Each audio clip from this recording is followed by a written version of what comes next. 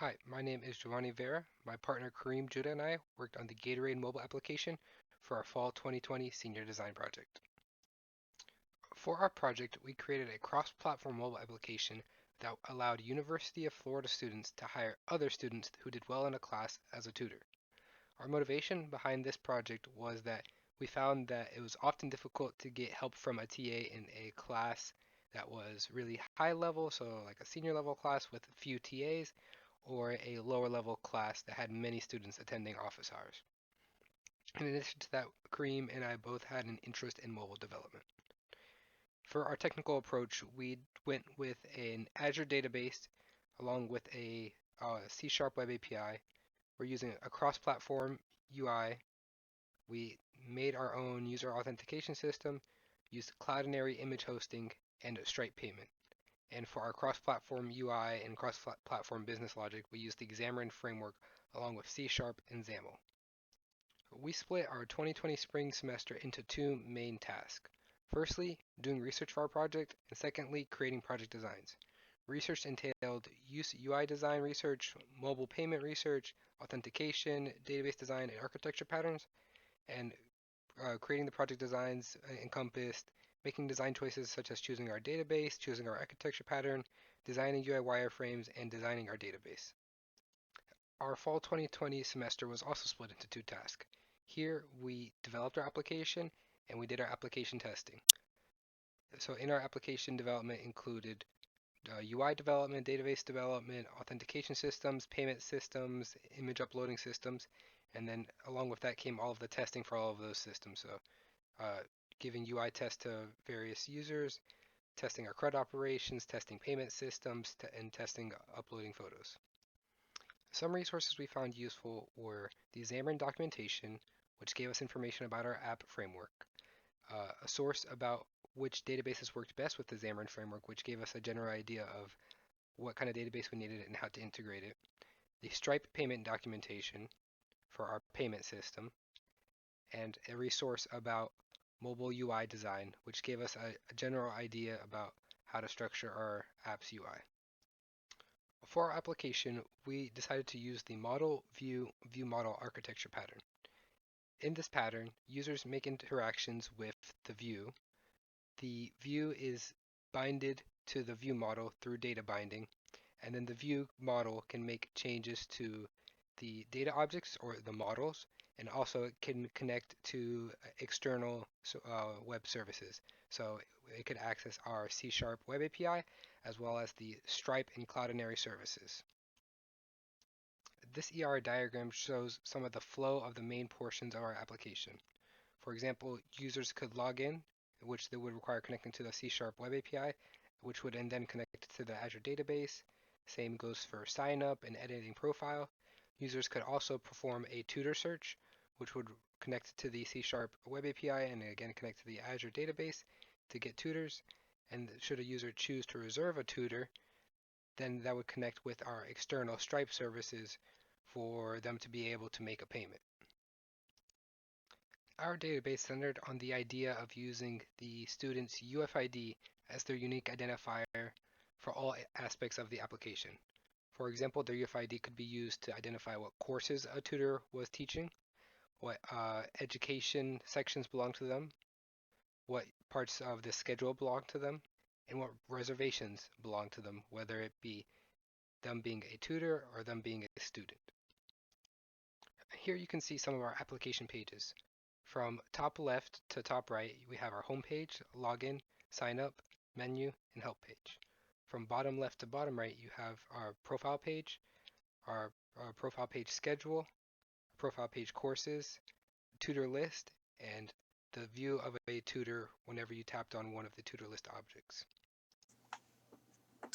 When a user enters our application for the first time, they'll be greeted with our home screen. From here, they can see a blank menu that would restrict them from going to the profile or reservations, where they can also sign up as a student or sign up as a tutor, where they have to enter additional information and additional payment information in order to receive their payments. For the sake of time, I will be logging in with an existing user.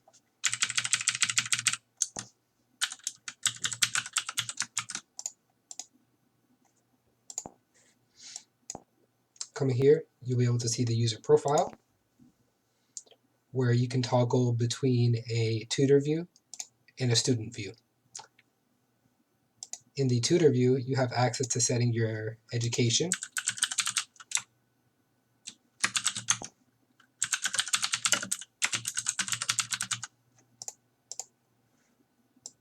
setting your pay, your schedule, and the courses you would like to be a tutor for, and saving all of the respective changes. In the reservations tab, you can see your upcoming tutor reservations as well as previous tutor reservations. You can also accept your payments for your completed sessions and see the status of previous sessions, such as this one where you are waiting a review from a user. You can also see your student reservations where you will be the student. So here you can see your completed reservations and the review that you gave them. You can also see all upcoming reservations as well as ones that are awaiting a review. Back on the home page, you are able to search for a tutor based on the course. This list contains a list of all courses at University of Florida, and it searches through the courses that are available. Seeing here, this provides a list of all the tutors who currently tutor for your specified course, ordering by highest rating to lowest rating. If I select a tutor, I'll be able to see all of their information, their schedule, and have the ability to reserve them. Coming to this page, I can click on the different days of the calendar and see what sessions they have available. If I set a session for Wednesday the 23rd of December, I'm able to select the time slots I would like to reserve them and go to confirmation payment. Here, I can see my tutor, the sessions I've chosen, as well as the total cost. If I can enter a sample card here to reserve this tutor and make this payment.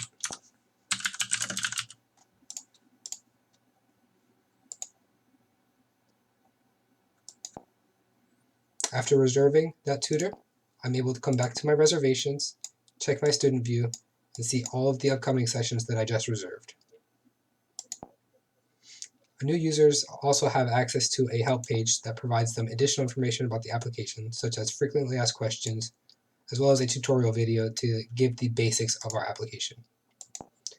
This help page is also available from most other pages on the app through the information icon. All of our requests are to log in, sign up, and retrieve information are made to our C# Web API, which you can see here, which has the following API interfaces. This API connects to our Azure hosted database, which allows us to store all of our necessary information for our application. The first technical problem that we ran into was that our team was relatively new to the mobile app development. In order to overcome this, we spent a lot of time reading the documentation for Xamarin and completing basic tutorials about mobile development and Xamarin, just so we could get a better fundamental understanding of what our project would entail. Second, we had the problem of dealing with extremely secure user information. In order to overcome this problem, we used the Stripe service to handle our payment securely. In addition to that, we use the Microsoft.NET library for encryption to securely encrypt and store our passwords. Finally, we had to learn how to integrate remote services and databases into our application. In order to overcome this, we spent a lot of time doing research and finding out which kinds of services would be best for our application, and in that we came up with the solution of using a C# Web API to deal with all of connecting to our database, as well as using the two external services, Stripe for payment and Cloudinary for image storage.